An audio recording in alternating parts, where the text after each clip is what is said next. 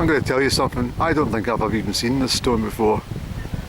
Despite all my eye gazing up here, I don't think I've actually placed eyes on it. I think my eyes has always been on that Newton Brig or up to the tops. So even when I'm coming down in a vehicle from the the Amoree side, I'm always looking up to the tops of the hills, or indeed across to the track here that takes you through Glen Almond itself to Loch Tay. So there we go. I'm surprised that I've come across that today, and in a way I'm absolutely delighted that if after all these years I've learnt something new. And that's what it's all about. Learning something new that you thought you had right in your book, and discovering, I'm talking about the book of the brain, like, and then discovering it was wrong after all. So I'm going up here this way before we're going to stop. There's a wee bridge up here which again picks up on the Wage Road. Excuse me, and I'll come to it very shortly. So I'll switch off just now. This is the obviously the route to Amoree, Aberfeldy, etc. So just a couple of 100 metres on the left hand side up from Newton Brig, heading north to Amoree, you'll find this wee bridge, and this is part of the Wage Road, and this is you'll see it going away there in the distance. I've walked that whole thing to Amoree and beyond, but what I was going to say, if you ever have a look at this, if I get burnt, i.e. if I get cremated, just chuck me over the side of that brig here into the water. And if they change the rules about burying anyone, just stick me over there in the marsh, because this is a lovely place. And even though it's busy with traffic, this Sunday 9th of August 2020, it is certainly a place that I'd like to be. It's an old brig, and that over there behind the tree is Mill Dhu, right across through into Glen Almond, as I say. I love it up here in the autumn with the colours from the change.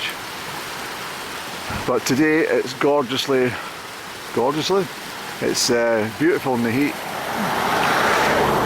It's just a shame the road's so busy. Years ago you never got anyone at all in this road apart from delivery vehicles. Even then we're few and far between, but now it's just the whole world's opened up to everybody because of YouTube and social media, and people sending photographs of different places they've been, and I'm doing likewise. But it's just what was a little gem in the countryside for me. It's now kind of, well, you see, it's no longer so peaceful and quiet as it once was. So I'll just go over the fence and I'll take a sit. We're going to get a cup of tea and a sandwich. Hopefully there's not too many midges. And a couple of stones that are actually over there which are standing up. Again, I'm persuaded to think that these are burial stones, because that's the route. You might see it a bit better there. Can you see the route of Wage Road there? Mid camera. Going all the way through there. So that's it taken up there. These cars drive far too fast for the conditions, I have to say. Of course, that's one of many wage bridges that were built back in the 18th century, back in the 1730s. Fantastic bridge builders. I think that they're still standing to this day.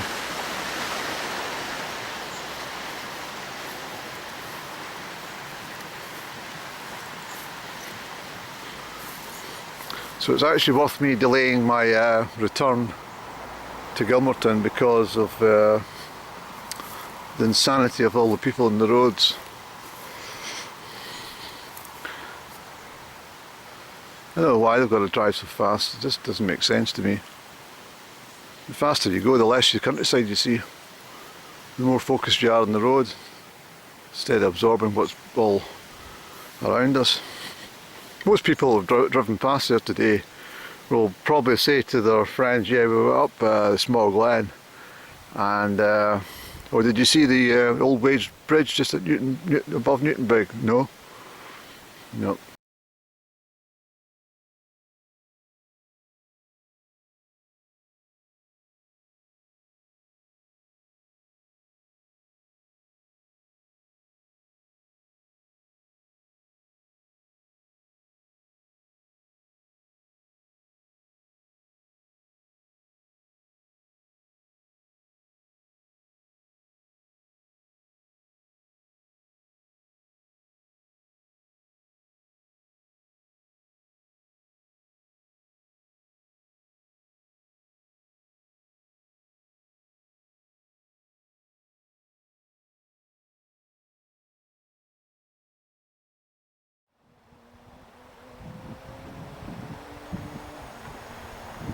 Okay, so it's a bit early, actually it's 6 o'clock in my clock. Where is it? 5 to 6. I'm heading up this way. I dithered a wee bit, beautiful sunshine, so I sat and had my afternoon tea up where I was earlier. And then had a wee walk along the other side of the Almond here, on that side of the track, the river, sorry. There's just no way I can get down that Sma Glen road. It's like Silverstone with the bikes. It's alright for the bikes, but it's the cars that have got to avoid me and then pull in front of the bikes, so it's too dangerous for everyone. So I've got a 2,500 feet, well 2,000 feet traversed over this lot. Not looking forward to the first stage because of the amount of rock. There's some bracken up there which is going to be of a nuisance value more than anything if I can avoid it. And obviously the concern is at this time of year it's tick haven up there, because I know that at the pass that's a favourite haunt of the deer. But I think all said and done, from 6 miles from Newtonbrig down to Gilmerton, it's just going to be it's too stressful. So I'll give myself a couple hours for this one. There is no rush, nothing to go home for. Probably just have omelette for tea tonight, nothing special. Yeah, cheese and tomato omelette. That should be quite nice. So I've been on the hoof eating as well, sandwiches and stuff. So you can see I had my, what do you call it, bright orange jerkin for the road, but just listening to some of these bikes on the return journey, I thought, nah, not doing it. Bad enough getting up here. Anyway, I'm going to make tracks, and the weather's clouding over a wee bit. It's got a cooler wind as well on that side, so it'll be quite exposed up the top, but we'll pick you up probably at the ridge, let you see the Almond from where I am. But for now, cheery! Incidentally, I just want to say, this boulder field I'm going across just now, most of this would have been brought down from the top cliffs there. Just through erosion, with the winter freezing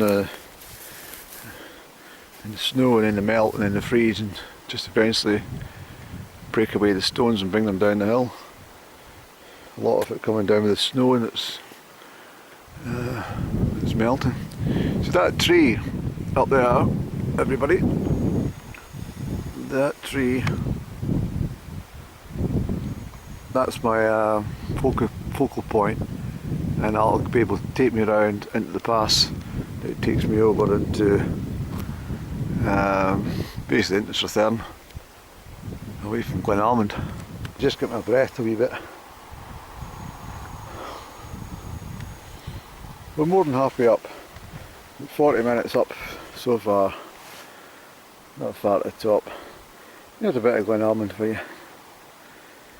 That's that wheel on there. That's the shoulder of Ben Hornsey sticking out on the left hand side. Eagles Rock, or Church of the Rock, as I think it's more like meant to be. The Kirk of the Grove, all out of view for you, but it's all in there.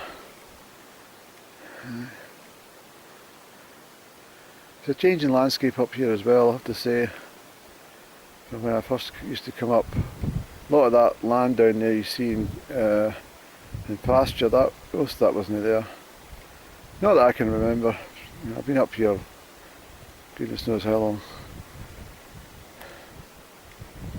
40 years or plus, right? Definitely. That's all good. So we'll just continue to the top, and that some changes to that house down there as well at Newton, and of course the road there goes to Aberfeld and Dunkeld. So you can see it's the same day, but we're clouded over a wee bit. As I say, it's 20 to 7. Still got enough light to get me home, but it just shows you, even in August, the day can go in quick. This is what catches me out a lot of people. You know, the winter months, from especially from October, end of October when the clocks go back, it can be a darkness quite quick at that time of year.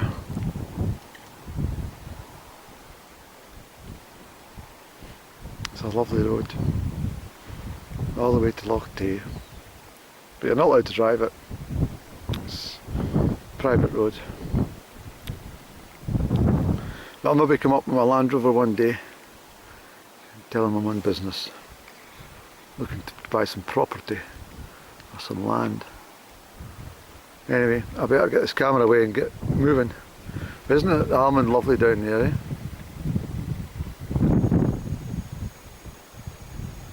Just beautiful.